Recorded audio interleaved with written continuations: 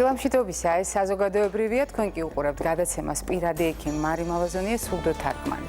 როდესაც ამა თუ იმ დაავადების სახელწოდების დაბოლოება არის იტის, ეს ნიშნავს, რომ ჩვენ საქმე გვაქვს ანთებასთან. შესაბამისად, როდესაც ვლაპარაკობთ ჰეპატიტზე, რასაკვირველია ამ შემთხვევაში ვგულისხმობთ ღვიძლის ანთებას, მაგრამ მიუხედავად იმისა, A, B თუ C იქნება ჰეპატიტი, ეს არის ვირუსული ანთება ღვიძლის და გამომწვევი ამ შემთხვევაში არის ან A, ან B, ან C ვირუსი.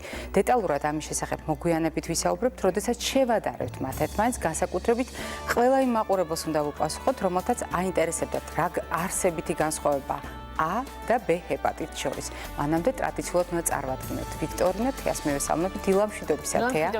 ჩვენ ვუფრთხილდებით გარემოს, ვუფრთხილდებით საკუთარ ჯანმრთელობას და გადავწყვიტეთ დავზოგოთ წყალი. ეს არის ჩვენი კამპანია, რომელსაც წლების მანძილზე ვუძღვებით, თუმცა მანამდე, როდესაც ჩვენ ვლაპარაკობდით ვიქტორინაზე, ანუ წესების ერთობლიობაზე, ეს ნიშნავს იმას, რომ ჩვენ აუცილებლად უნდა შევამოწმოთ, კარგად ვისწავლეთ თუ არა ის, რაზედაც საუბრობთ. რა თქმა უნდა, თქვენ გეძლევათ შესაძლებლობა, რომ დაიმახსოვროთ ძალიან სასარგებლო რჩევები პირადი ექიმისგან, ხოლო ჩვენ ყოველ პარასკევს გვაქვს შესაძლებლობა, რომ თქვენი დასწავლული ეს უნარები გადავამოწმოთ და თუ ჩავთვლით, რომ თქვენ იყავით პირველი, ვინც ამომწურავი და სწორი პასუხი გასცა ჩვენ შეკითხვას, დაჯილდოვდებით ჩვენგან უკვე ტრადიციული ჩვენი მნიშვნელოვანი საჩუქრები. ეს არის ქსოვილის ჩანთა, ეს არის მინის ბოთლი და ხის კოვსი. მოდით თუ არის თქვა პოლიეთილენზე, პლასმასზე და მეტალზე, ყველაფერი იმაზე, რაც მავნია თქვენი ჯანმრთელობისთვის, არ არის უსაფრთხო თქვენი პროდუქტებისთვის და რაც თავარია, არ არის მეგობრულად განწყობილი ჩვენი გარემოსადმი. მოდით ერთად მოვისმინოთ ვიქტორინის პირობა და ერთად დავზოგოთ წყალი. უსაფრთხო მგზავრობის წესები. თუ ავტომობილით მგზავრობას გეგმავთ, წინაღამით კარგად გამოიძინეთ, მით უფრო თუ თქვენ გიწევთ საჭესთან არ გაემგზავროთ მშიერი ან ზედმეტად დანაყრებული. მიირთვით თერმულად დამუშავებული, ადვილად შესათვისებელი საკვები საშუალოდ საათნახევრით ადრე. ისარგებლეთ საპირფარეშოთი, აუცილებლად დაცალეთ შარდის ბუშტი. სამგზავროდ შეარჩიეთ თავისუფალი ტანსაცმელი და ფეხსაცმელი. უარი თქვით მჭიდრო სამოსსა და მოჭერილ წინდებზე. გამგზავრებამდე დარწმუნდით, რომ მანქანა გამართულია. გასარეცხად არ გამოიყენოთ მძაფრი სუნის და ძლიერი ქიმიური შემადგენლობის ჰიგიენური საშუალებები. ბავშვები წინ არ დასვათ, მხოლოდ უკან, უფროსის მეთვალყურეობის ქვეშ და აუცილებლად სპეციალურ სავარძელში. შეიკარით უსაფრთხოების ღვედი.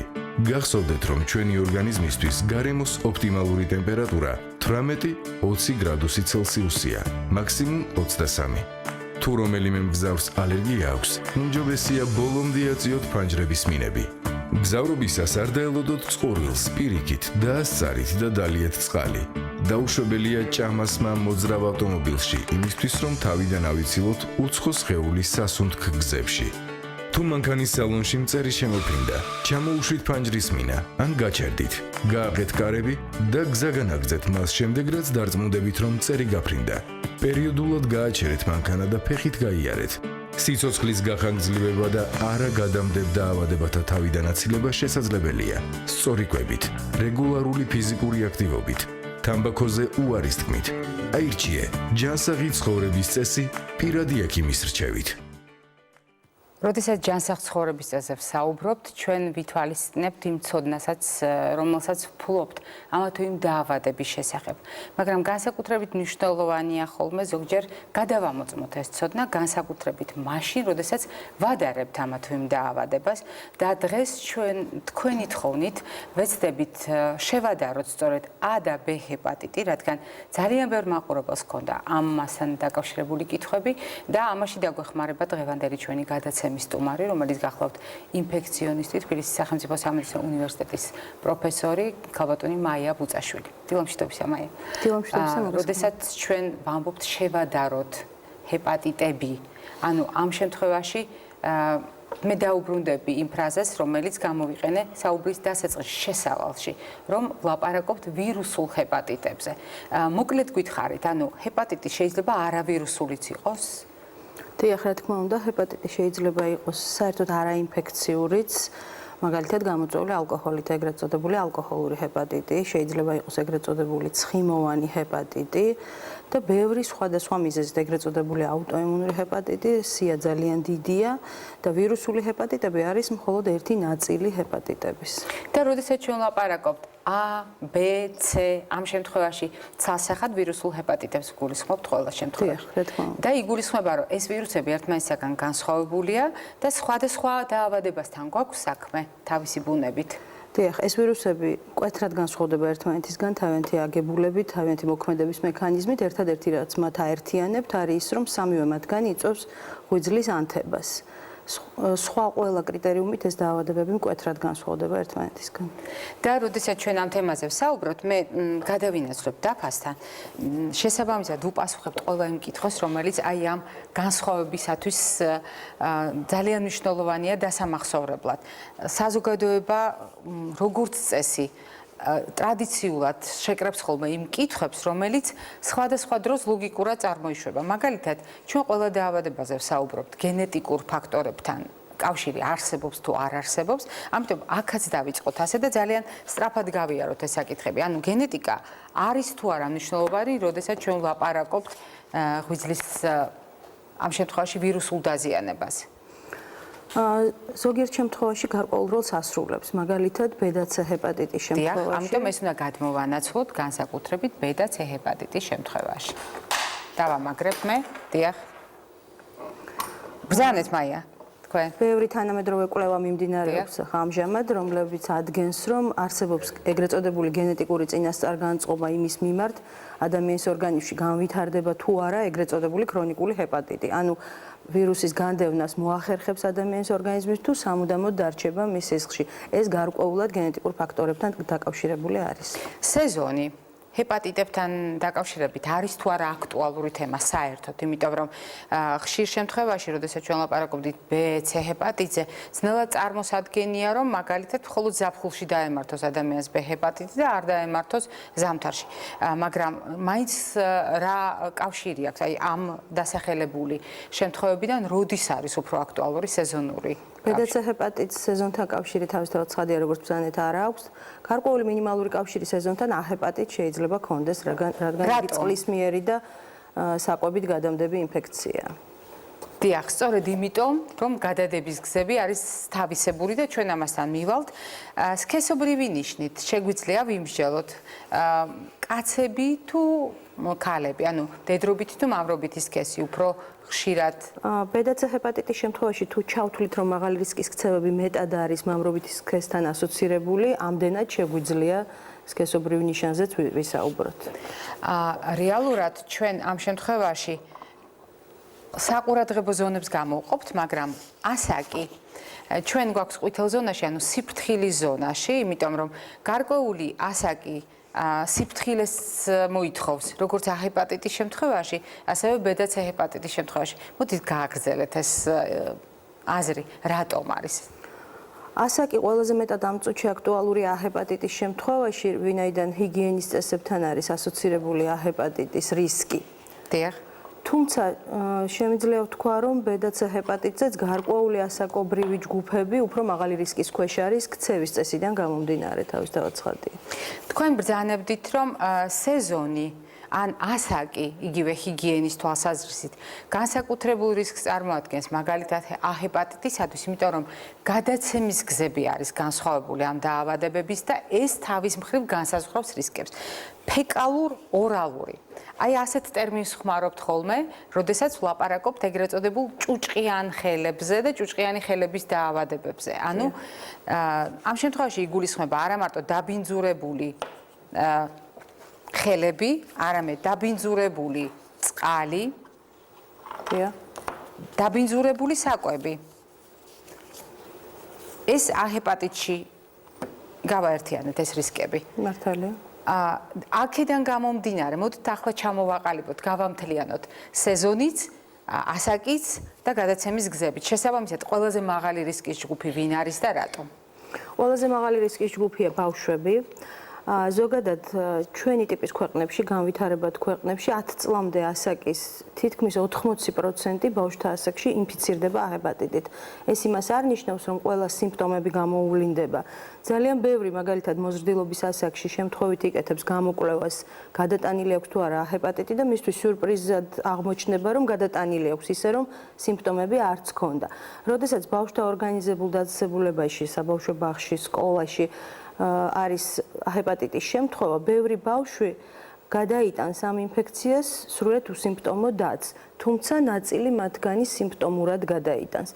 შესაბამისად, ბავშვთა ორგანიზებული დაწესებულება არის ერთ-ერთი რისკის ჯგუფი ჰეპატიტის გადაცემის თვალსაზრისით, სწორედ აი ამ ჰიგიენური პირობებიდან გამომდინარე. ანუ რეალურად ეს შეიძლება იყოს წინა სასკოლო, ანუ ბაღის და ასევე სასკოლო ასაკის ბავშვები არის იგულისხმება.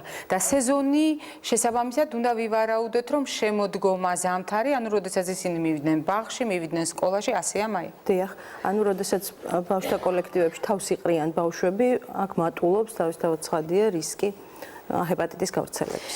სქესობრივი კონტაქტი. რომელ ფორმას მივუსადაგოთ? ყველაზე მეტად B ჰეპატიტის შემთხვევაში აქტუალური, ვინაიდან B ჰეპატიტი დაახლოებით 28-30%-ში გადადის სქესობრივი გზით, რაც მაგალითად C ჰეპატიტის შემთხვევაში ძალიან დაბალია, მაქსიმუმ 5%. დედიდან შვილზე. მე ახლა ყველა იმ კითხვას, რომელიც აინტერესებს ჩვენს მაყურებელს. დედიდან შვილზე გადასვლის შემთხვევები, ანუ ჩვენ ვლაპარაკობთ B ან C ჰეპატიტის შემთხვევაში, იმიტომ რომ აქ ლაპარაკია სისხლის გზით გადაცემაზე. B ჰეპატიტის შემთხვევაშიც დედიდან ბავშვზე გადაცემა ყველაზე უფრო მეტად შესაძლებელია.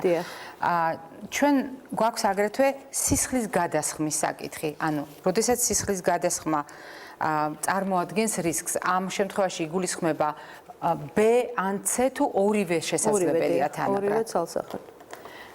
B და C, ანუ ორივე განიხილება ამ შემთხვევაში რისკს. ინტრავენური ნარკომანია. ინტრავენური ნარკომანიაც ასევე B და C ჰეპატიტის შემთხვევაში თანაბრად წარმოადგენს რისკ ფაქტორს. სტომატოლოგიური манипуляციები ან ქირურგიული ჩარევა. აქაც ეს ყველაფერი ვინაიდან სისხლის გზით გადაცემას უკავშირდება, B და C ჰეპატიტის შემთხვევაში აქტუალურია. ანუ რეალურად სტომატოლოგიური манипуляციაც, ქირურგიული ჩარევაც, მოდით მე ცოტა გადავანაცვლო. ბევრი სათქმელი დაგვიგროვდა და შესაბამისად ყველა ეს კითხვა, რომელიც მაყურებელს ჰქონდა, უნდა იყოს პასუხგაცემული, ანუ სტომატოლოგიური ჩარევა, ქირურგიული ოპერაცია, ყველა ამ შემთხვევაში ჩვენ გვაქვს გადაცემა ყველაზე მნიშვნელოვანი სწორედ B და C ჰეპატიტისათვის თანაბრად მაღალი რისკია. ჩვენ ახლა გვექნება ვიქტორინა, რომელიც გაგახსენებთ, როგორ შეიძლება თავი მოუყაროთ ამ ცოდნას, რაც ახლა მოვისმინეთ და შემდეგ გავაგრძელებთ ჩვენ საუბარს დეტალურად. A და B ჰეპატიტის შედარებას ვეცდებით უფრო დეტალურად. ვირუსული ჰეპატიტების გავრცელების გზები. ვირუსული ჰეპატიტები ინფექციური, ანუ გადამდები დაავადებებია. ვირუსს შეიცავს ავადმყოფის ყველა ბიოლოგიური სითხე: სისხლი, ნერწყვი, სპერმა, საშოს შიგთავსი, განავალი, შარდი, ცრემლი. B ან C ჰეპატიტი გადაეცემა ბუნებრივად სქესობრივ პარტნიორს, დედიდან შვილს. ან ხელოვნურად ინტრავენური ნარკომანიის, სისხლის გადასხმის, სტომატოლოგიური პროცედურის, ქირურგიული манипуляციის, პირსინგის, სვირინგის, მანიკურის ან პედიკურის დროს. თქვენ B ან C ჰეპატიტის რისკის ჯგუფში ხართ თუ არ იცავთ თავს სქესობრივი კონტაქტისას. გყავთ ერთზე მეტი პარტნიორი. გაქვთ სქესობრივი გზით გადამდების სხვა დაავადება. ხართ ნარკომანი და იყენებთ მეგობრობის შპრიცებს. მუშაობთ სისხლთან ან სისხლის პრეპარატებთან. მჭიდრო კონტაქტი გაქვთ დაავადებულთან. იყენებთ სხვის პირად ნივთებს, კბილის ჯაგრის, საბარს. იტარებთ სხვადასხვა სამედიცინო манипуляციას. შედარებისთვის A ჰეპატიტი გადაეცემა დაბინძურებული წყლით ან საკვებით, ჭუჭყიანი ხელებით. პირდაპირი და არაპირდაპირი კონტაქტით, ანუ საყოფაცხოვრებო გზით. A ჰეპატიტის რისკის ჯგუფს წარმოადგენენ სკოლამდელი და სასკოლო ასაკის ბავშვები. გადამდებ და არაგადამდებ დაავადებათა თავიდან აცილება შესაძლებელია. აირჩიე ჯანსაღი ცხოვრების წესი პირადი ექიმის რჩევით. ჩვენ ვაგრძელებთ საუბარს რისკებზე. მე მინდა ვისარგებლო იმ მომენტის ვიდრე ვდგავარ დაფასთან და ორი მწვანე ნიშნული მოვათავსო ჩვენს დაფაზე. ეს არის იმუნიზაცია და ჯანსაღი ცხოვრების წესი. ჩვენ ამასთან მივალთ, თუმცა ვიდრე მივალთ, იმუნიზაცია რომელ ჰეპატიტს ეხება, მაიკო?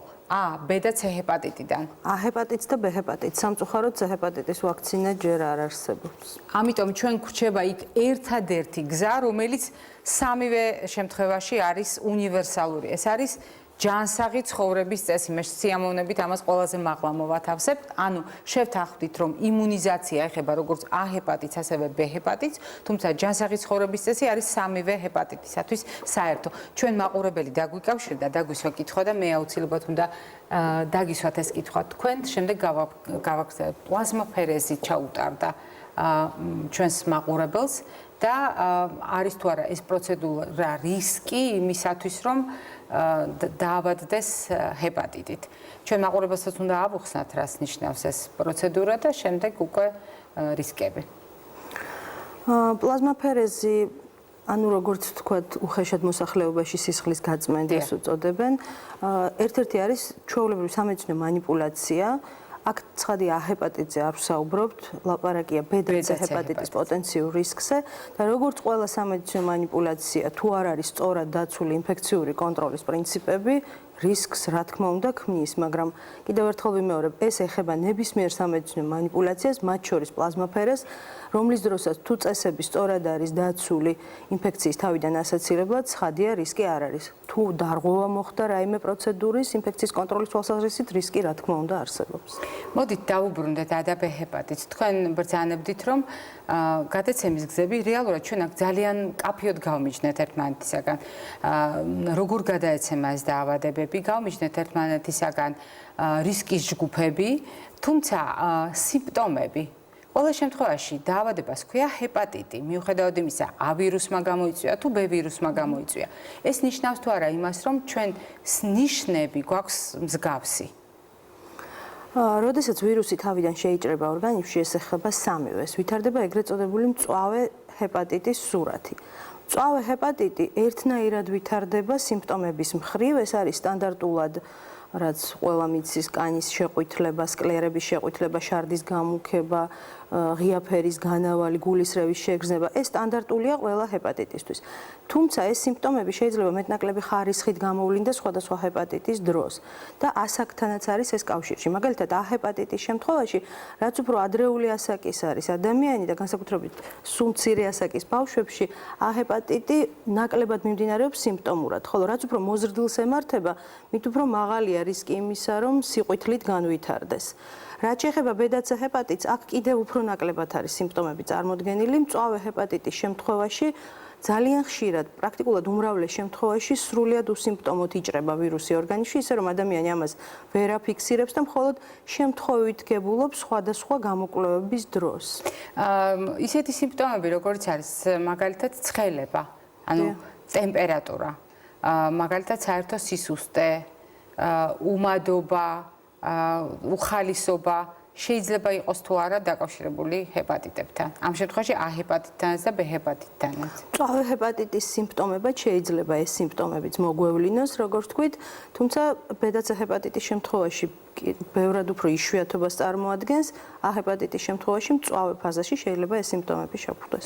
მაყურებელი გვერდება, დილამშვიდობისა, გისმენთ? ალო. გისმენთ?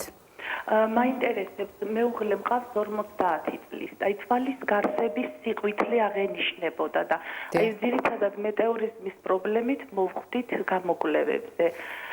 და ექიმებმა, გასტროენტეროლოგმა და შემდეგ ჰეპატოლოგმა ეჭვი მიიტანეს. გაკეთებული გვაქვს ამ ჰეპატიტებზე კვლევები კომპეტენტურ კლინიკაში და მაინტერესებს, აი არ აღმოჩნდა არანაირი ვირუსი, არც ბავშვობაში არ აქვს გადატანილი ბოთკინი და აი თვალის გარსების სიყვითლის გამო და ეჭვი მიიტანეს, რომ იყო ეს აი ჟიბერის სინდრომი. დიახ. და აი რამდენად არ ვიცი მე ამ დაავადების შესახებ და აი როგორ კომპეტენციათ მიგაჩნიათ ეს დიაგნოზი. კი ბატონო, დიდი მადლობა შეკითხვისთვის. ჩვენ აქ ძალიან საპატიო ადგილას გვაქვს ღვიძლი და სიამოვნებით გადმოვიტან, როგორი საინტერესო არა, ღვიძლი თავისი სტრუქტურით და რატომ არის მნიშვნელოვანი აუცილებლად ვიცოდეთ, რომ იგივე სიყვითლე, მაგალითად ხელის გულების, ფეხის გულების, კანის სიყვითლე, ყოველთვის არ არის ხოლმე ასე მარტივად ცალსახად ჰეპატიტზე მისაბმელი. ჩვენ გვისაუბრია მაგალითად საკვების შემთხვევაში შეიძლება ეგრეთ წოდებული კაროტინებით დატვირთვის დროს მივიღოთ სიყვითლე, მაგრამ ეს სიყვითლე ძალიან განსხვავდება ჭეშმარიტი სიყვითლისაგან. ამ შემთხვევაშიც, როდესაც თეთრი ნაწილი, როგორც ხშირად ამბობენ ხოლმე, არის შეყვითლებული ის, რაც უნდა დავინახოს თეთრად, ანუ სკლერები, ხო? რამ შეიძლება განაპირობოს არა ჰეპატიტით განპირობებულმა, არა ვირუსული დაზიანებით განპირობებულმა, რა მდგომარეობამ და რაზე დაგვისვაგეთ? ერთ-ერთი უხშირესი მიზეზი სწორედ ის სინდრომია, რომელზეც ჩვენმა მაყურებელმა კითხვა დასვა, ეს არის ჟილბერის სინდრომი. და ძალიან გავრცელებულია ჟილბერის სინდრომი. პრაქტიკულად ეს შეიძლება ვთქვათ, რომ დაავადებაც კი არ არის, ეს არის ასეთი მდგომარეობა. ეგრეთ წოდებული ბილირუბინის მაღალი სისხლში მაღალი მაჩვენებლით გამოწვეული. სავარაუდოდ ამ პაციენტს ჩაუტარდებოდა გამოკვლევა ბილირუბინზე, იქნებოდა მაღალი. სხვადასხვა ფაქტორები, მაგალითად სტრესი, ფიზიკური დატვირთვა ამას ამწვავებს და სიყვითლე უფრო თვალსაჩინო ხდება ხოლმე პერიოდულად და ბილირუბინი მაღალი ხდება.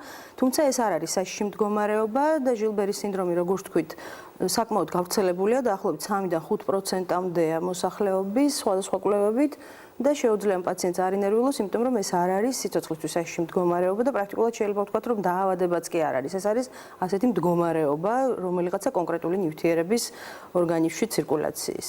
დიახ, ჩვენ გვაქვს კითხვები? დიახ. აი შეკითხვა გვაქვს ესეთი, შეიძლება თუ არა ბრუცელოზმა გამოიწვიოს ჰეპატიტი და შეკითხვა გვაქვს სტატუს გაკეთების შემდეგ, მეშინია რომ რაიმე არ გადამენდოს და როდის უნდა გავიკეთო ანალიზი და რა ანალიზი უნდა გავიკეთო? რაც შეეხება ბრუცელოზს, ჰეპატიტი შეიძლება იყოს ნებისმიერი ინფექციური დაავადების გართულება. ანუ ნებისმიერმა ინფექციამ ორგანიზმში შეიძლება გამოიწვიოს პარალელურად ღვიძლის ანთება. მათ შორის ბრუცელოზმაც და აი მართლაც ვერ დავასახელებთ ინფექციას, რომლის დროსაც შეიძლება ღვიძლის ანთება პარალელურად არ მიდიოდეს. აი მაგალითად ძალიან ხშირია. ბანალური გრიპის დროსაც კი შეიძლება ინფექციური მონონუკლეოზი და ასე შემდეგ. ამდენად გამორიცხვა იმისა, რომ რომელიმე ინფექციური დაავადების დროს ღვიძლი დარჩება სრულიად ხელუხლებელი, ეს შეუძლებელია. რაც შეეხება ტატუს, ტატუ მაღალი რისკის შემცველი პროცედურაა, თავისთავად ცხადია ბედაცე ჰეპატიტის გადაცემის თვალსაზრისით და აქაც თუ ზედმიწევნით არ არის დაცული წესები, ინფექციის თავიდან აცილების რისკი რა თქმა უნდა არსებობს. და როდესაც ჩვენ საუბრობდით დაავადების გამოვლინებებზე, ნიშნებზე, სიმპტომებზე, არსებითი მნიშვნელობა აქვს სწორედ ამას. ანუ ჰეპატიტის შემთხვევაში რამდენ ხანში გვექნება ის ნიშნები, რომელზედაც წეგანს თქვენ საუბრობდით და ბ ჰეპატიტის შემთხვევაში, რომელიც ძალიან მშვიდად, წყნარად, ვერაგად შეიძლება მიდიოდეს ისევე როგორც C ჰეპატიტი, მას ხო შემთხვევით არ უწოდებთ ალერსიან მკვლელს. განსხვავებულია ალბათ ამ სიმპტომების გამოვლინების ვადა. დიახ, ცხადია. ჰეპატიტის შემთხვევაში ბევრად უფრო მეტია, ეგრეთ წოდებული ნაკლებია უკაცრავად ინკუბაციური პერიოდი, დაახლოებით 2 კვირიდან 1 თვემდე შეიძლება გრძელდებოდეს, ანუ ინფექცირებიდან სიმპტომების გამოვლინამდე პერიოდზე ვსაუბრობთ. ბ ჰეპატიტის შემთხვევაში ეს შეიძლება 5, 10, 15 და 20 წელი მიმდინარეობდეს და ხშირად სიმპტომები მხოლოდ მაშინ ვლინდება, როდესაც პაციენტს უკვე აქვს სამწუხაროდ ღვიძლის შეუქცევადი ცვლილებები, ანუ ციროზი. მაყურებელი გველოდება დილამშვიდობისა გისმენთ. გისმენთ, ეთერში ხართ. გამარჯობა გენად. გამარჯობა. ერთი შეკითხვა მაქვს ჰეპატიტთან დაკავშირებით. დიახ. აი, როდესაც გოგონა ექთანი არის. დიახ. და გაუკეთებს პაციენტს ნემს. დიახ. და შემთხვევით შეერჭობა მერე ხელში, გადაგდების პერიოდში რა. აი, რამდენად საშიშია, გენაცვალე რომ პაციენტი აღმოჩნდეს ჰეპატიტით დაავადებული. კი ბატონო, თქვენ ამ შემთხვევაში ალბათ გაინტერესებთ არა პაციენტი, არამედ თავად პერსონალი, ხო? მედდა. დიახ. კი ბატონო. დიდი მადლობა შეკითხვისთვის. ჩვენ ყოველთვის, როდესაც ჰეპატიტზე ვსაუბრობთ, B ან C ჰეპატიტზე, მაღალი რისკის ჯგუფში გამოვყოფთ ხოლმე მედპერსონალს. და ეს არის როგორც ქირურგიული манипуляციების შესრულებისას თავად ქირურგები, ასევე საოპერაციო ანუ ოპერაციაში ჩართული პერსონალი, სტომატოლოგები და ასე შემდეგ. საკმაოდ დიდია ნუსხა. მედდა, რომელსაც შემთხვევით ასეთი საფრთხე დაემუქრა, როგორც ახლა ამ შემთხვევაში ქალბატონს აინტერესებს. არის თუ არა რისკის ქვეშ? სამწუხაროდ რისკი არსებობს, უბრალოდ არ არის ძალიან მაღალი, მაგრამ გარკვეული რისკი ასეთ დროს არის, თავისთავად ცხადია. ამ დროს ჯობია გაირკვეს პაციენტის სტატუსი, ანუ პაციენტი ინფიცირებულია თუ არა და ის პერსონალი, რომელსაც ჰქონდა ეს ინციდენტი, ანუ შეერჭო ნემსი, გარკვეული პერიოდის მერე საშუალოდ 3 თვე აღებული ჯობია რომ ჩაიტაროს გამოკვლევა ბ-C ჰეპატიტზე, თუმცა თუ არ არის ბ-ჰეპატიტზე აცრილი, საერთოდ ჯობია რომ სამედიცინო პერსონალი იყოს ბ-ჰეპატიტზე აცრილი. ასეთ შემთხვევაში ბ-ჰეპატიტის თემა მოხსნილი იქნებოდა და დასავლეთის ქვეყნებში კლინიკაში ვერაფრით ვერ იმუშავებს ადამიანი თუ არ არის ბ-ჰეპატიტზე აცრილი და კარგი იქნება თუ ჩვენთანაც ასეა. თუმცა შეიძლება ეს მედდა აცრილიც არის, იმიტომ რომ ასეთი პროგრამები ჩვენთანაც იყო. თუ აცრილია ბ-ჰეპატიტზე შეუძლია აღარ იღელვოს და თემა დარჩება მხოლოდ C ჰეპატიტი, თუ არ არის აცრილი, ორივე რისკი სამწუხაროდ არსებობს. და თუ პაციენტი ინფიცირებულია, 3 თვეში უნდა ჩაუტარდეს გამოკვლევა მედდას, რომ დადგინდეს ხომ არ მოხდა ინფიცირება.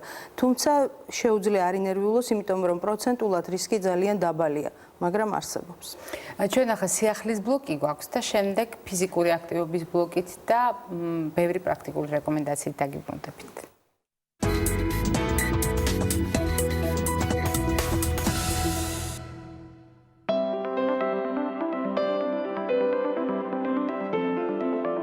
გაცემის საწინააღმდეგო პრეპარატებმა შესაძლოა სიმსივნური უჯრედების გავრცელება შეაფერხოს.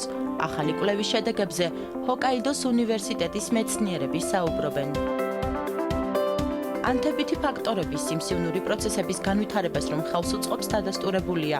შესაბამისად, მკვლევარები ხაზს უსვამენ არასტეროიდულ ანთების საწინააღმდეგო მედიკამენტებს, რომლებსაც ხშირ შემთხვევაში ეგრეთ წოდებული გაციების დროს ვიყენებთ. თაგვებში ჩატარებულმა კვლევამ აჩვენა, რომ მსგავსი პრეპარატების სწორად და ადეკვატურად მიღების შემდეგ შარდის ბუშტის კიბოს გავრცელება შეფერხდა და ორგანიზმში მისი ქიმიური რეზისტენტობა შემცირდა. შარდის ბუშტის კიბო გავრცელების მიხედვით მე-7 ადგილზეა და პრობლემა ძირითადად მამაკაცებისთვისაა აქტუალური. ყოველწლიურად იაპონიაში დიაგნოზი 20,000-მდე ადამიანს udasturდება. მათ შორის 8,000 მამაკაცს შარდის ბუშტის კიბოს შორსწასული ფორმა აქვს. მეცნიერები ექსპერიმენტის შედეგებს საიმედოდ მიიჩნევენ და აღნიშნავენ, რომ კვლევამ შესაძლოა შარდის ბუშტის კიბოს მკურნალობის ახალი მეთოდის დანერგვას შეუწყოს ხელი.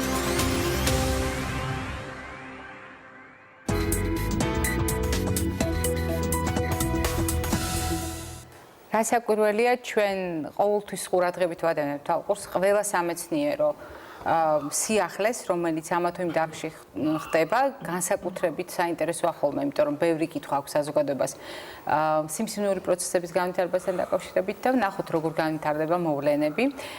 თეა, ფიზიკური აქტივობის კომპონენტი. დღეს რაღაც საინტერესო გვაქვს, ხო? დიახ, რადგან დღეს საუბრობთ იმაზე, რომ გვაქვს A, B, C, D და ასე შემდეგ ჰეპატიტები. მოდით ეს A, B, C, D გადავიყვანოთ ცოტა უფრო პოზიტიურ სავარჯიშო ჭრილში და ვეცადოთ, რომ მოძრაობით გავაკეთოთ ამბანის იმიტაცია.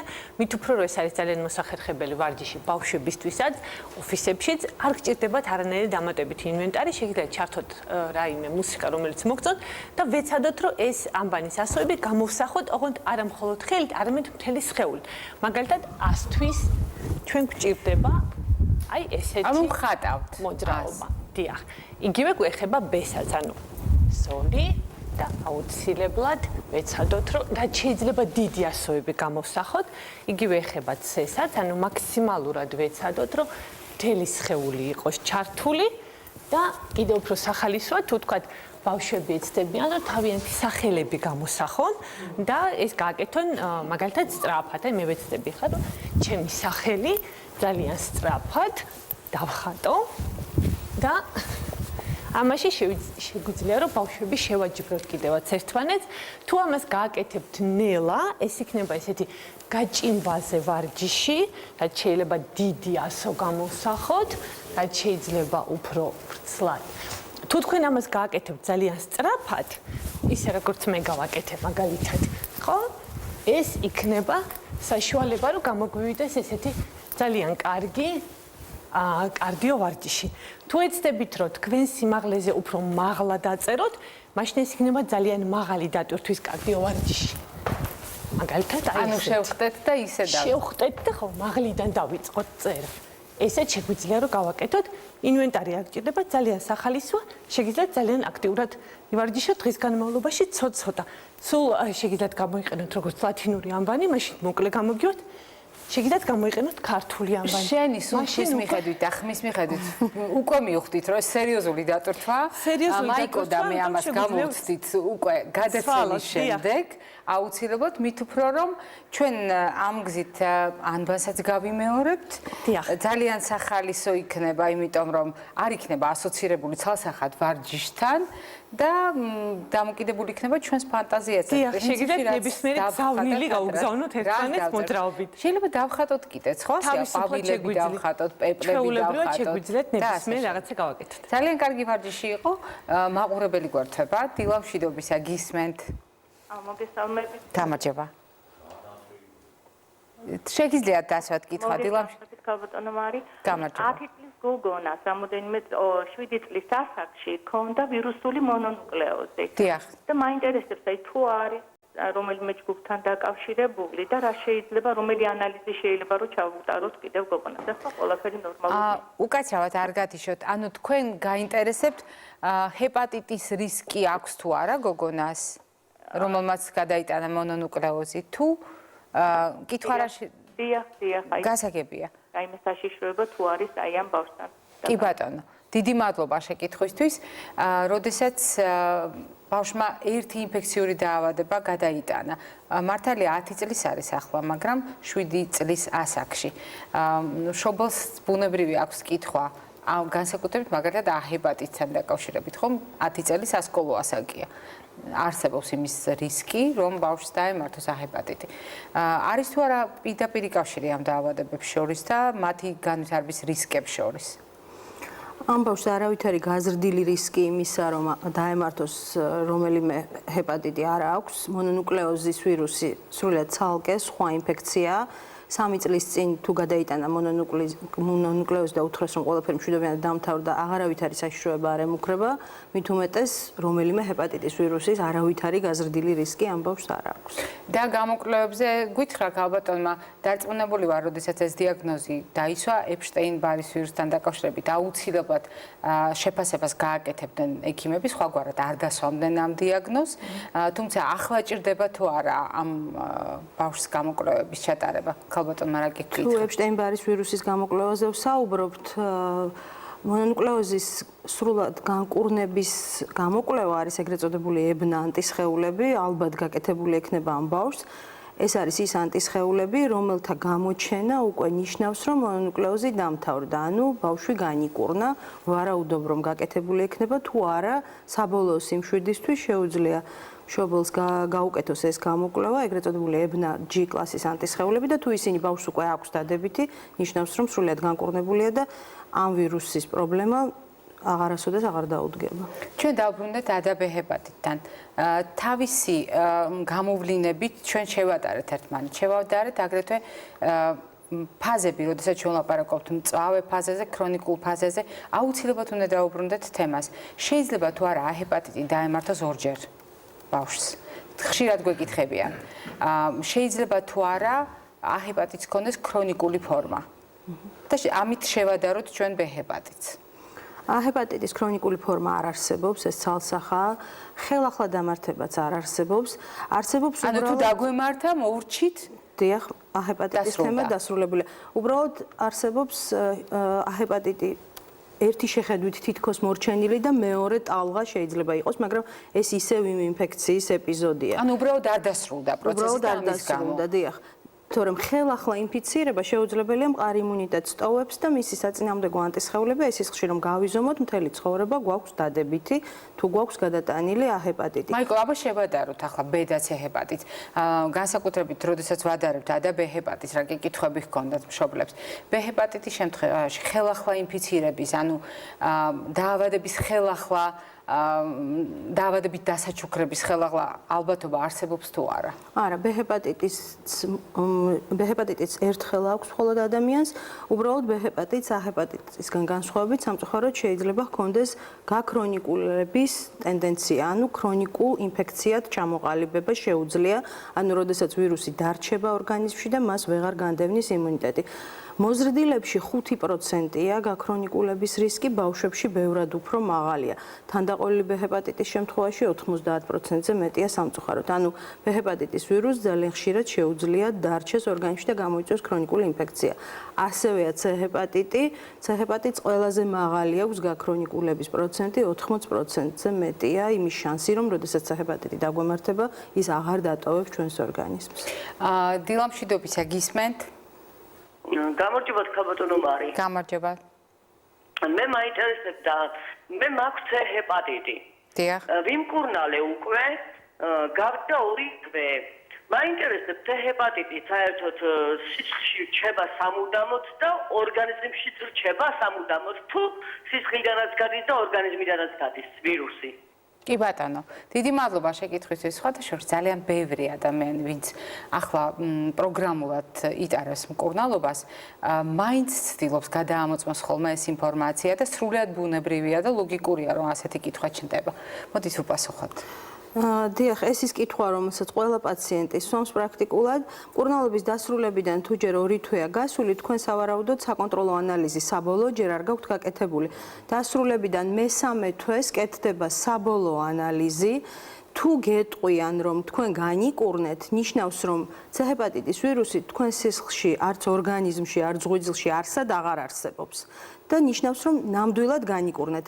სამწუხაროდ არსებობს რაღაც გამოთქმა პაციენტებში, გაყინვას ეძახიან.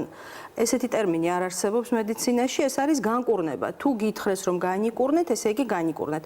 ეს როგორც გითხარით, ხდება დამთავრებიდან 3 თვის თავზე ჩატარებულ ანალიზში. თუმცა გაუგებრობას იწვევს ერთი ფაქტი.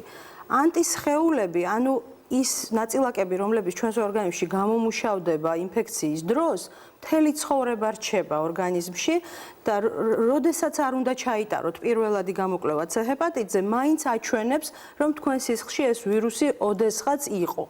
და თუ ამას სწორად არ აღვიქვამთ, თქვენ თუ წახვალთ თქვათ და გაიკეთებთ პირველად გამოკვლევას C ჰეპატიტზე, ის ყოველთვის აჩვენებს, მაგრამ ის არ ნიშნავს, რომ ახლა გაქვთ C ჰეპატიტი. ასეთივე წარმატებით თქვენ რომ ჩაიტაროთ გამოკვლევა, თქვათ წითურაზე, ან ჩუტყვავილაზე, რომელიც ბავშვობაში გადაიტანეთ, მსგავსი ტიპის ანტისხეულები ამაზეც აღმოგაჩნდებათ და თავისთავად ცხადია, არ ნიშნავს, რომ ინფექცია გაქვთ.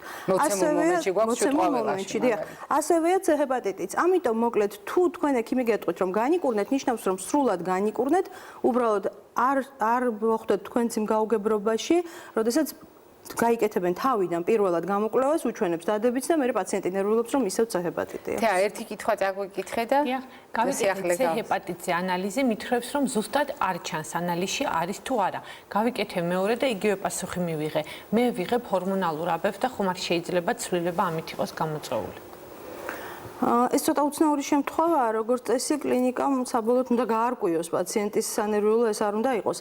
ანუ თუ პირველადი ტესტი ასეთ გაუგებარ პასუხებს იძლევა, არსებობს ეგრეთ წოდებული პოლიმერიზაციის ჯაჭვური რეაქციით ვირუსის უშუალოდ სისხლში განსაზღვრის მეთოდი.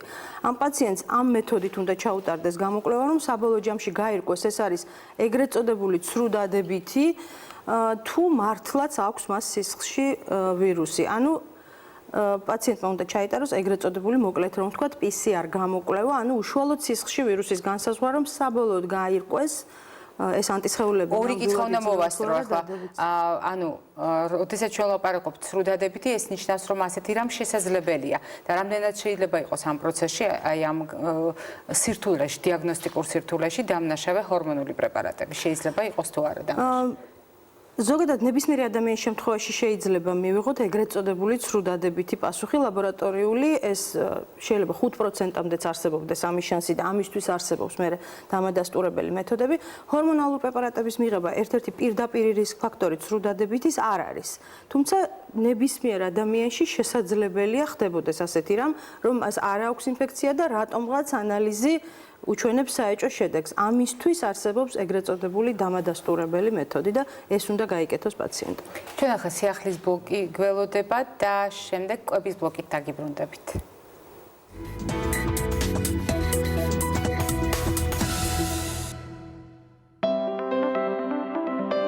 პრობიოტიკების ულევი წყარო, სასარგებლო ნივთიერებების მიღების ბუნებრივი საშუალება. ასე აფასებენ ექსპერტები მაწონს და მას ნაწლავის ჯანმრთელობისთვის აუცილებელ პროდუქტად მიიჩნევენ. სასარგებლო ბაქტერიების მიღებას ადამიანები ხშირ შემთხვევაში პროდუქტების ნაცვლად პრეპარატების სახით ცდილობენ, რაც სპეციალისტების მოსაზრებით არასწორია. როგორც აღმოჩნდა, პაციენტები პრობიოტიკებს პრეპარატების სახით განსაკუთრებით დიარეის და გაღიზიანებული ნაწლავის სინდრომის შემთხვევებში იღებენ. ექსპერტების რეკომენდაციაა მედიკამენტები ცოცხალი პროდუქტით, მაგალითად მაწვნით ან იოგურტით ჩავანაცვლოთ. სასარგებლოცაა გემრიელიც და უნიკალური თქვენი ჯანმრთელობისთვის, აღნიშნავენ სპეციალისტები.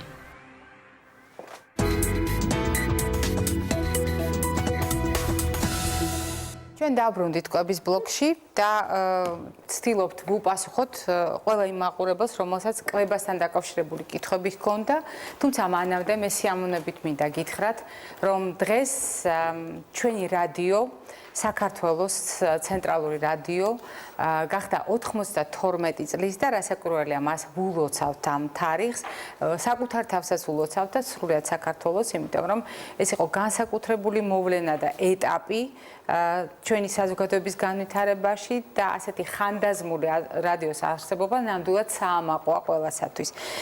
ჩვენ გავაგრძელებთ საუბარს კვებაზე და ტრადიციულად მე ახლა ვალაგებდი პროდუქტებს იმ ზონების შესაბამისად, რომელიც ჩვენთვის არის პირობითად შუქნიშნის შესაბამისად გამოყოფილი, ანუ წითელი აკრძალვის, ყვითელი სიფრთხილის, მწვანე ნებადართვის ზონები.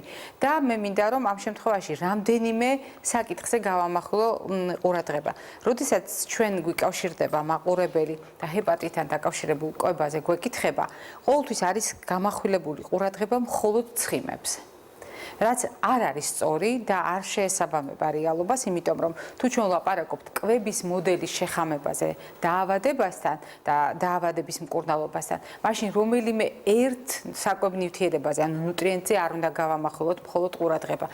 უნდა გავიხსენოთ, რომ ამ შემთხვევაში ჩვენ გვაინტერესებს ცილებიც, ცხიმებიც, ნახშირწყლებიც, მინერალური ნივთიერებებიც. ანუ ყველა საკვები ნივთიერება თავისი მაღალი თუ დაბალი მნიშვნელობით. როდესაც ჩვენ ვლაპარაკობთ ღვიძლის ფუნქციის ცვლილებაზე, არ უნდა დაგვავიწყდეს, რომ ღვიძლი არის ძალიან დიდი ლაბორატორია, რომელიც არა მარტო ანეიტრალებს შხამებს, არამედ ძალიან ბევრ ნივთიერებას წარმოშობს. და ერთ-ერთი მნიშვნელოვანი ჯგუფი არის სწორედ ცილოვანი კომპონენტების ცვლაში მისი მონაწილეობა. და საგანგებო ყურადღება მინდა მივაქციო იმას, რომ რკინასთან დაკავშირებით ჩვენ ხშირად გვავიწყდება ხოლმე ყურადღების გამახვილება, რომ თუ ღვიძლის პრობლემა არის და იქ სადაც რკინის ცვლა არის დარღვეული, აუცილებლად დიდი სიფრთხილე გვმართებთ. მაიკო, მოდი აქედან გავაგრძელოთ. რას ვგულისხმობთ, როდესაც ვლაპარაკობთ კვების შერჩევაზე ჰეპატიტის შემთხვევაში და გავმიჯნოთ ერთმანეთისაგან მდგომარეობები. რატომ არის რომ ზოგიერთ შემთხვევაში აი ჰეპატიტის დროს ჩვენ ვამბობთ რომ არ არის საჭირო მკურნალობა, სრულიად საკმარისია კვების მოდელის სწორად შერჩევა და დიეტის დაცვა. რატომ არის ასეთი მიდგომა სწორი და კლინიკურად გამართლებული? ზოგადად ჰეპატიტებს რაც შეეხება სამწუხაროდ ჩვენთან ბევრად უფრო მკაცრ დიეტას უსჯიან პაციენტებს, ვიდრე ეს რეალურად საჭიროა. პრინციპი არის ერთი, ჰეპატიტების დროს დავიცვათ ჯანსაღი კვების პრინციპი. აქ რაღაცა ისეთი კონკრეტული დიეტა, რომელიმე კონკრეტულ საკვებზე აკრძალვა, ასეთი არ არსებობს. თუმცა ეს საბჭოთა მედიცინიდან გვაქვს შემორჩენილი და ბევრ პაციენტს ეს ჩაჭედილი აქვს თავში და ცალ-ცალკე მეკითხებიან ყველა პროდუქტზე, პამიდორი შეიძლება ბადრიჯანი, ასეთი რაღაც არ არსებობს, იმიტომ რომ მაქსიმალურად მენიუს ვერ შეადგენენ, უბრალოდ უნდა დავიცვათ პრინციპი ჯანსაღი კვების. გამონაკლისს წარმოადგენენ მძიმე ციროზის მქონე პაციენტები, სადაც რაღაც განსაკუთრებული წესები საჭიროა. ყველა დანარჩენი ჩვეულებრივი ჰეპატიტის მქონე პაციენტი, იქნება ეს მწვავე თუ ქრონიკული, რაღაც განსაკუთრებული მკაცრი დიეტა აქ არ არის საჭირო, საჭიროა კიდევ ერთხელ ვიმეორებ ჯანსაღი კვების პრინციპის დაცვა, რაც უნივერსალურია ყველა სხვა დაავადებისთვის. ასევე წყლის დიდი რაოდენობით მიღება, განსაკუთრებით მწვავე ჰეპატიტის შემთხვევაში და ა ჰეპატიტის მწვავე ფაზაში მაგალითად წყალი არის ერთადერთი წამალი რეალურად. დიახ, და ყოველთვის ჩვენ ასეთ შემთხვევაში ამიტომ დავდე პირველ რიგში მწვანე ზონაში, იმიტომ რომ ჩვენ მიუხედავად მდგომარეობისა და მიუხედავად დიაგნოზისა არ ვზღუდავთ პირიქით, ვცდილობთ რაც შეიძლება მეტად გავაკონტროლოთ, რომ ადეკვატური და შესაბამისი რაოდენობით წყალი მივიღოთ. დიახ. და ყოველთვის რა თქმა უნდა, ხილით და ბოსტნეულით მდიდარი საკვები, ესეც უნივერსალურია. ისევე როგორც მარცვლეული, ოღონდ ამ შემთხვევაში არ გადაგვყავს ორგანიზმი ფაფებზე, არ არის სწორი ასეთი მიდგომა. უბრალოდ ლაპარაკია, რომ თერმულად დამუშავებულს ყოველთვის ორგანიზმი ნებისმიერი პრობლემის შემთხვევაში უკეთ ითვისებს. სასურველია, რომ ეს იყოს არა ცხელი, არა ცივი, არამედ ორგანიზმისათვის მისაღები ტემპერატურის საშუალოდ ეს ითვლება 45 გრადუსად. როდესაც ჩვენ ლაპარაკობთ დაბალანსებულ პროდუქტებზე, ჩვენ ამ შემთხვევაში გულისხმობთ რა საკვირველია რძის პროდუქტსაც, რა საკვირველია გულისხმობთ მაგალითად სრულიად შესაძლებელია ცილოვანი კომპონენტის სახით გამოიყენოთ კვერცხის ცილის ომლეტი. მე ხშირად ვამბობ ხოლმე, ანუ თუ თქვათ არის რაღაც მიზეზის გამო შეზღუდული ყვითრი და ექიმად ჩათვალა ასე, თქვენ შეგიძლიათ მაშინ გამოიყენოთ კვერცხის ცილა ომლეტის სახით, ორთქლზე მომზადებული ომლეტის სახით. ერთად ვისაუბროთ, მაიკო, ანუ მე რომ ამ შემთხვევაში მონოლოგის სახით არ ვისაუბრო, გავაგრძელოთ, ანუ ამ შემთხვევაში ჩვენ ყველა ჯგუფს ვთავთ, ხორც პროდუქტებიც გასათვალისწინებელია, რა თქმა უნდა, ცხიმიანი პროდუქტები ზოგადად არც ერთი კვების დროს არ არის მისაღები და შესაბამისად, როდესაც ჩვენ ვლაპარაკობთ ხორც პროდუქტებზე, იგულისხმება, რომ არ მივირთმევთ ცხიმიანს, მაგრამ მივირთმევთ მაგალითად ფრინველის ხორცს მივირთმევთ მაგალითად თევზს, უცხიმოს, არ არის შემწვარი და შებრაწული არც ერთ შემთხვევაში სასარგებლო, ამ შემთხვევაშიც ვიცავთ სწორედ იგივე პრინციპს. ისევე როგორც ყველასათვის ძალიან საყვარელი, მე სიფრთხილით ვიღებ ხოლმე, რა თქმა უნდა, ძალიან ტკბილი პროდუქტები. როდესაც ჩვენ ვლაპარაკობთ ზოგადად ჯანსაღი კვების პრინციპზე, რა თქმა უნდა, გათვალისწინებულია, რომ ამ პროდუქტებს ხანდახან მივირთმევთ და არა სისტემატურად. ასევე შეგვიძლია აქ ვისაუბროთ მაგალითად ზოგადად ადვილად შეთვისებად ნახშირწყლებზე, ამასაც პერიოდულად მივირთმევთ და არ უნდა იყოს ეს ჩვენი ყოველდღიური რაციონის დიდი ნაწილის შემადგენელი. მაგრამ განსაკუთრებული აკრძალვები გვაქვს ხოლმე ალკოჰოლთან დაკავშირებით და მოდით გვითხარით ალკოჰოლი ეს არა მარტო მწვავე ფაზას, არამედ ზოგადად ქრონიკულ დიახ, განსაკუთრებით ქრონიკულ ფაზას ეხება. დიახ, აი აკრძალვა, როდესაც ვამბობდი რომ რაღაც ესეთი მკაცრი აკრძალვები არ არის, ერთადერთი ძალიან კატეგორიულად ეხება ალკოჰოლს ჰეპატიტებთან დაკავშირებით. ჰეპატიტი და ალკოჰოლი. ამიტომ ისინი ყვითელ ზონაში გადმოვიტანე, ვაიკო. ჰეპატიტი და ალკოჰოლი აბსოლუტურად შეუთავსებადი ორი მცნება. განსაკუთრებით აი ახლა ყველამ ვიცით ეს ჰეპატიტის პროგრამა მიმდინარეობს და პრაქტიკულად ვირუსის საწინააღმდეგო მკურნალობის ტოლფასი ეფექტი მოაქვს ალკოჰოლის შეჩერებას. პაციენტები დიდ შეცდომას უშვებენ, როდესაც განიკურნებიან და მერე მიდიან ალკოჰოლით აღნიშნავენ ამას. ალკოჰოლი დიდხანს რჩება პრობლემა ჰეპატიტის შემდეგაც და პრაქტიკულად მთელი ცხოვრება უნდა გვახსოვდეს, რომ ზომიერება არის გადამწყვეტი. და ზოგიერთ შემთხვევაში სრული აკრძალვა. ამით პაციენტს ძალიან ბევრი რამის გაკეთება შეუძლია თავისი ღვიძლისთვის და ზოგადად ჯანმრთელობისთვის. უკიდურესი სიფრთხილე ჭირდება ალკოჰოლის მოხმარებას. მოდით ვისაუბროთ იმ შემთხვევებზე, როდესაც ღვიძლი სერიოზულად დაზიანდა უკვე. ანუ როდესაც ჩვენ მწვავე ფაზა გვაქვს მაგალითად ჰეპატიტის შემთხვევაში, შევთანხმდით, რომ დიდი რაოდენობით მივიღოთ წყალი, დავიცვათ ზომიერება საკვებში და დავიცვათ სწორი კვების პრინციპები, რომელზედაც პრაქტიკულად ყოველდღე ვსაუბრობთ. ეს შეიძლება აღმოჩნდეს სრულიად საკმარისი ორგანიზმისათვის, რომ მან გადალახოს პრობლემა. A ჰეპატიტის მდგომარეობაზე ვლაპარაკობთ. B ჰეპატიტის შემთხვევაში შევთანხმდით, რომ ჩვენ ყოველთვის ვაკონტროლებთ კვებას, ისევე როგორც უნდა გააკონტროლოს ეს ყველა ადამიანმა და ვიცავთ იმ პრინციპს, რაც ზომიერებას, საშიში პროდუქტების, სახიფათო პროდუქტების გამიჯნას გულისხმობს. მაგრამ უფრო სერიოზული დაზიანების შემთხვევაში, როდესაც ჩვენ კვება აუცილებლად კარგად უნდა ავწონოთ და თუ საჭიროა კაცრად შევზღუდოთ. ანუ ეს თქვენ წეგან როგორც ბრძანეთ, ეს არის ღვიძლის ციროზული დაზიანების შემთხვევაში. ანუ ეს რას ნიშნავს, რომ ღვიძლი შეუქცევადად დაზიანდა?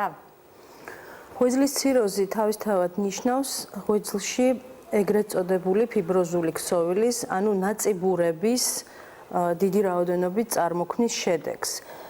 ღვიძლს რეაბილიტაციის შესანიშნავი უნარი აქვს და ნამკურნალევ პაციენტებში გარკვეული უკვე განვითარების პროცესები შეიძლება დადგეს. უფრო სწორად ჯანმრთელმა ნაწილმა თავზე აიღოს თავზე პასუხისმგებლობა და ციროზი არ არის განაჩენი დღეს უკვე. სხვადასხვა პაციენტებს ეს რეაქცია აქვთ ხოლმე და სულ უხსნით, რომ ასე არ არის. ვირუსის საწინააღმდეგო მკურნალობა მათში ინიშნება და ძალიან ხშირად შესანიშნავ შედეგებს ვახცევთ, ოღონდ იმ კაცრი პირობით, რომ პაციენტმა ხელი უნდა შეგვიწყოს რეჟიმის დაცვით, ალკოჰოლზე უარის თქმით, კვების ბალანსის შენარჩუნებით. თორემ კიდევ ერთხელ ვიმეორებ, ციროზი განაჩენი არ არის და ციროზის შემდეგ პაციენტები ძალიან დიდხანს კარგად და ჯანმრთელად ცხოვრობენ. რაც შეეხება კვებას ამ შემთხვევაში, ანუ ალკოჰოლზე შევთანხმდით უპირობოდ, რომ ალკოჰოლი ცალსახად წითელ ზონაშია და ეს ეხება როგორც ჰეპატიტის სხვადასხვა ფორმას, ამ შემთხვევაში B ჰეპატიტს, C ჰეპატიტს, ცხადია, A ჰეპატიტის დროსაც მე ვფიქრობ აზრად არავის მოუვა, რომ მდგომარეობაში რატომღაც დალიოს ალკოჰოლი, მაგრამ ყველა შემთხვევაში ალკოჰოლთან ვიჩენთ სიფრთხილეს და ციროზის დროსაც ცალსახად რჩება წითელ ზონაში. დანარჩენ პროდუქტებზე როგორ მსჯელობთ? როდესაც ციროზის ისეთი ფორმა გვაქვს, როცა უკვე არის ასციტისკენ მიდრეკილება, ანუ მუცლის ღვიში სითხე ჟონავს, კატეგორიულად წყალი ჩადგა მუცელში, როგორც პაციენტები ამბობენ, კატეგორიულად იკრძალება მარილი, ეს არის ნომერ პირველი შეზღუდვა. პრაქტიკულად მარილის სრულიად ამოღება შეუძლებელია მზა პროდუქტებში ის არსებობს, მაგრამ პაციენტმა თვითონ დამატებით აღარავითარი დამატება არ უნდა მოახდინოს მარილის. ეს არის ნომერ პირველი და ზომიერება საკვების რაოდენობის მიღებაში, ჯერადობა, ანუ ის მავნეჩვევა საქართველოში რაც ხშირად გამიგია, რომ დილით არ ჭამს და ერთბაშად რაღაცა დოზებით მოიხმარს საკვებს, ეს გამორიცხულია. მცირე ულუფებით და ხშირი კვება არის ერთ-ერთი მთავარი და გადამწყვეტი. ვისაუბრეთ ჩვენ ცხიმებზე, რაც შეიძლება ნაკლებ ცხიმიანი განსაკუთრებით შემწვარი სახით საკვები, ბალანსირებული კვება, იგივე რძის პროდუქტები, იგივე კვერცხი, ეს ყველაფერი შეუძლია პაციენტს ზომიერად მიიღოს, ოღონდ ძალიან დაბალი ცხიმით და თერმულად დამუშავებული ორთქლზე ან მოხაშული სახით. მე მინდა ვუპასუხო მაყურებელთა იმ ნაწილს, რომელმაც დასვა ასეთი კითხვა, რომ საჭიროა თუ არა, როდესაც გამწვავებაა ჰეპატიტის ან ციროზია, აუცილებელია თუ არა, რომ მაგალითად ხორცს პროდუქტები კვეთრად შეზღუდოს. ჩვენ აუცილებლად უნდა ვუპასუხოთ ყველა იმ მაყურებელს, ვისაც აქვს ასეთი კითხვა. ორი საკითხი. პირველი არის ასეთი საკითხი, რომელიც ზოგადად ცილას უკავშირდება და უნდა ვთქვათ, რომ ნებისმიერი დაავადება, ავადობა ორგანიზმის ტრავმა, დამწრობა გულისხმობს იმას, რომ ჩვენ ცილის დიდი რაოდენობით დანაკარგი გვაქვს და ამ ცილას ჭირდება შევსება და ასეთ შემთხვევაში ჩვენ არა რაოდენობაზე უნდა ვიფიქროთ, არამედ ხარისხზე უნდა ვიფიქროთ უპირველეს ყოვლისა. შეიძლება ულუფა იყოს პატარა, მაგრამ მაღალ ხარისხიანი ცილა მივაწოდოთ ორგანიზმს და შეიძლება მივაწოდოთ დიდი ულუფები და მასში ცილის ხარისხი იყოს ძალიან დაბალი, ან პრაქტიკულად არ იყოს ის ცილა კარგი და სასარგებლო ორგანიზმისათვის. რასაკვირველია, ცხოველური წარმოშობის ცილის მიწოდება ორგანიზმისათვის უმნიშვნელოვანესია. მაგრამ არის თუ არა მდგომარეობები, როდესაც კატეგორიულად კრძალავთ ხორცს? კატეგორიულად ყველა ტიპის ხორცი ასე პრაქტიკულად არ იკრძალება, შეიძლება რაღაცა მართლა ძალიან მძიმე და ტერმინალურ მდგომარეობას თუ არ ჩავთვლით, მაგრამ ზოგადად უბრალოდ პრინციპს ვიცავთ შემდეგს და ეს დამეთანხმებით, რომ სხვა დაავადებებზეც იგივეა, წითელი ხორცი ნაკლები, ჯობია უფრო ფრინველი და თევზი, რაც თქვენ აღნიშნეთ და ეს პრინციპი უნივერსალურია. ამიტომ მოხდა თევზი და ფრინველი ჩვენთან მწვანე ზონაში და არ მოხდა მაგალითად კანჭი. ასეთ შემთხვევაში არსებითი მნიშვნელობა აქვს, რომ აი ეს პრინციპი ფერის დავიცვათ, ისევე როგორც ვლაპარაკობთ ზოგადად სხვა პროდუქტებთან დაკავშირებით, ზომიერება, რეჟიმი, ეს არის მთავარი კომპონენტი. მე მინდა გავაგრძელო, ხომ არაფერი გამოგრჩა მაიკო ყოფასთან დაკავშირებით. ჩვენ ოდესაც საუბრობთ გართულებებზე. ძალიან ხშირად არის ხოლმე ასეთი კითხვა, ჰეპატიტი გადავიტანეთ, ჰეპატიტი მეორედ აღარ დაგვებართება, შევთანხმდით. ჰეპატიტს არ აქვს ქრონიკული ფაზა. წვავეთ, დაგვემართა, მოვრჩით, დავასრულეთ პროცესი. არის თუ არა კვალი ისეთი, რომელიც საყურადღებოა და უნდა იცოდეს ყველა იმ ადამიანმა, ვინც გადაიტანა ჰეპატიტი, ან იმ ბავშვების მშობლებმა, ვინც გადაიტანა ჰეპატიტი. თუ ჰეპატიტი კვალიფიცირდა როგორც დასრულებული და გამოჯანმრთელებული, აღარავით არის, თქვათ, შფოთვა და ღელვა იმასთან დაკავშირებით, რომ ამ ადამიანს გადატანილი აქვს ჰეპატიტი, საჭირო აღარ არის. ეს არის დასრულებული თემა და ამაზე მიბრუნება აღარ არის საჭირო. სტატისტიკას რომ შევხედოთ, წეგან როგორც თქვით, მოზრდილი მოსახლეობის 80-85%-ს გადატანილი აქვს ჰეპატიტი და ეს რა თქმა უნდა სულაც არ ნიშნავს, რომ ამ ადამიანებს რაიმე ემუქრებათ. ანუ დასრულებული ჰეპატიტი ექიმის მიერ ასე შეფასებული, გამოჯანმრთელებული, უკვე აღარავითარ საშიშროებას აღარ წარმოადგენს საომავლოდ. ანუ ხშირად გამიგია ხოლმე ბავშვობაში გადატანილი მოგბოტკინი, ზოგადად ეს ტერმინი ბოტკინი უკვე აღარ არსებობს ბუნებაში, მაგრამ ნუ პაციენტები ასე იხსენიებენ. ეს არაფერს არ ნიშნავს, თუ ეს იყო ჰეპატიტი, ეს უკვე აღარავითარ კვალს ორგანიზმზე არ ტოვებს. თეა, მოვასწროთ რამდენიმე შეკითხვა. შეკითხვა გვაქვს ესეთი, ფეხმძიმობის დროს აღმოჩნდა ბ ჰეპატიტი. ბავშვებს დაბადებისთანავე გაუკეთდა ვაქცინა. შეიძლება თუ არა ვიყოთ მშვიდად. ორ სულს ბ ჰეპატიტი, როდესაც აღმოაჩნდება ახალშობილს ვაქცინასთან ერთად, ალბათ უნდა გაკეთებული ჰქონდეს ეგრეთ წოდებული იმუნოგლობულინიც. ვარაუდობ, რომ გაკეთებული იქნება, იმიტომ რომ სახელმწიფო პროგრამა მუშაობს და თუ გაუკეთეს სამშობიაროშივე ვაქცინა, აუცილებლად გაუკეთებდნენ იმუნოგლობულინიც. ასეთ შემთხვევაში პრაქტიკულად რისკი აღარ არსებობს, შეუძლია დედას მშვიდად იყოს. სხვათა შორის ჩვენ ძალიან ხშირად საუბრობთ ხოლმე ამგვარ ისტორიებზე, როდესაც სწორედ ორსულობის დროს შემთხვევით აღმოჩნდება სხვადასხვა გამოკვლევის ჩატარების პროცესში, რომ ქალი არის ინფიცირებული და აქვს მაღალი რისკი აი იმ პრობლემებთან დაკავშირებით, როგორც არის ბ ჰეპატიტი, C ჰეპატიტი და ასე შემდეგ. და ეს კიდევ ერთხელ ადასტურებს იმ გარემოებას, რაზედაც თქვენ წეგან საუბრობთ, გადაცემის გზა ბ ჰეპატიტის შემთხვევაში სქესობრივი კონტაქტი, როგორც ერთ-ერთი ყველაზე ფართოდ გავრცელებული ჩვენს პოპულაციაში ყოველ შემთხვევაში ძალიან აქტუალურია, ხომ ასეა ეს საკითხი. თეა, კიდევ გვაქვს კითხვები. გაცხიმოვნებასთან გვაქვს ძალიან უძრის გაცხიმოვნება, კი ბატონო. იკურნება თუ არა და ზრდის თუ არა ჰეპატიტის რისკს. გაცხიმოვნება არის ალბათ თითქმის თანაბარ ზომიერი თავისი სიხშირით ღვიძლის დაავადების რისკ ფაქტორი, როგორც ვირუსები. ვირუსული ჰეპატიტების რისკს თავისთავად ცხადი არ ზრდის, მაგრამ თავისთავად თვითონ გაცხიმოვნება იწვევს ჰეპატიტს და სამწუხაროდ შეიძლება ციროზამდეც მივიდეს, თუ არ მოხდა სათანადო წესების დაცვა. ცხიმოვანი ჰეპატიტს ვეძახით ჩვენ. დიახ. ამ დროს მედიკამენტური მკურნალობა პრაქტიკულად არ არსებობს. აქ უკვე მთლიანად პაციენტი დამოკიდებულია ცხოვრების წესზე და რეჟიმზე, ზუსტად იმ პრინციპებზე, კვებაზე და ალკოჰოლის სრულ გამორიცხვაზე და ასეთ დროს უკვე თუ პაციენტი თავს კარგად უვლის, დაავადების პროგრესირება და ციროზის რისკი უკვე აღარ აქვს. თუმცა ყოველთვის არის ხოლმე კითხვა, ალაგდება პროცესი, ანუ ჩვენ შეგვიძლია ვივარაუდოთ, რომ ღვიძლი ცხიმისგან გათავისუფლდება. ასეთი სრული რეგენერაცია არ არსებობს, მაგრამ ყოველ შემთხვევაში ჩვენი ამოცანა ის არის, რომ პროგრესია არ იყოს და არ მივიღოთ ციროზი, ეს არის საშიშროება და ცხოვრების რეჟიმის დაცვით, როგორც თქვით, ამის რისკი იხსნება. კიდევ შეიძლება თუ არა, როდესაც დადგენილია B ან C ჰეპატიტი, რაიმე სახის ქირურგიული ჩარევა. ესე ძალიან ხშირი შეკითხვაა. სამწუხაროდ თვითონ ექიმები უშვებენ ჩვენთან და ითხოვენ დასკვნას, რომ მივცეთ. რა თქმა უნდა, B და C ჰეპატიტის ქონა სულაც არ ნიშნავს, რომ ამ პაციენტს არ შეიძლება ჩაუტარდეს ქირურგიული манипуляცია. ხა კიდევ ერთხელ ვიმეორებ, თუ პაციენტი ტერმინალურია და მისი ჯანმრთელობის მდგომარეობა არ იძლევა ამ ოპერაციის საშუალებას, ეს ცალკე თემაა, მაგრამ ვირუსის სისხლში არსებობა არავითარ შემთხვევაში არ უშლის ხელს არავითარ ქირურგიულ ოპერაციას. ანუ თქვენ იგულისხმეთ ამ შემთხვევაში თვითონ B ან C ჰეპატიტის მიმდინარეობაში რთული პერიოდი, როდესაც მდგომარეობა მოითხოვს კომპენსირებას, მოწესრიგებას ჩარევას და მხოლოდ ასეთ შემთხვევაში ამის შემდეგ შეიძლება ვილაპარაკოთ ქირურგიულ ჩარევაზე. ეს ლაპარაკია რაღაცა მართლა ძალიან მძიმე კლინიკური გამოვლენების შემთხვევაში, კიდევ ერთხელ ვამბობ, როგორც ნებისმიერი ერთი დაავადების დროს, თქვათ ქირურგიული ჩარევა შეიძლება იცდიდეს. მაგრამ ჩვეულებრივ ქრონიკული ბედაცა ჰეპატიტის დროს არავითარი წინააღმდეგობა არ არსებობს ქირურგიული ჩარევას. ვასწრებთ მე მგონი ერთ კითხვასაც.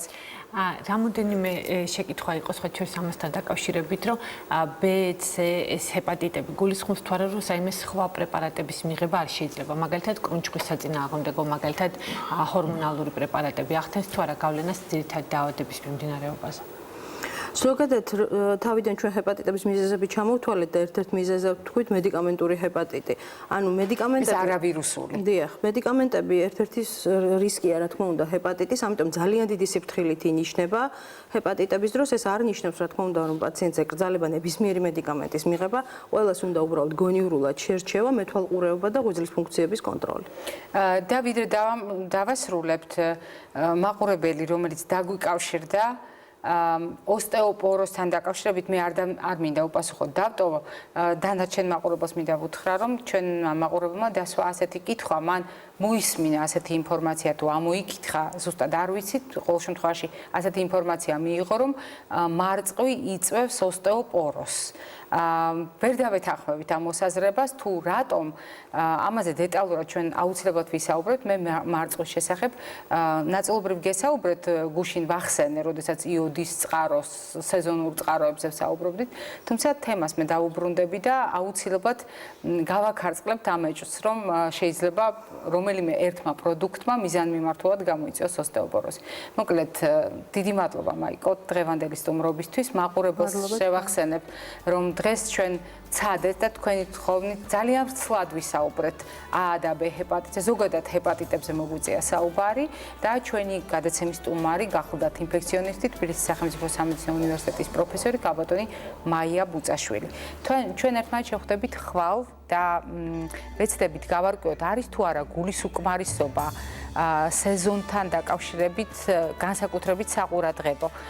მოკლედ ხვალამდე გემშვიდობებით, ნახვამდის დღესდღეობას გისურვებთ.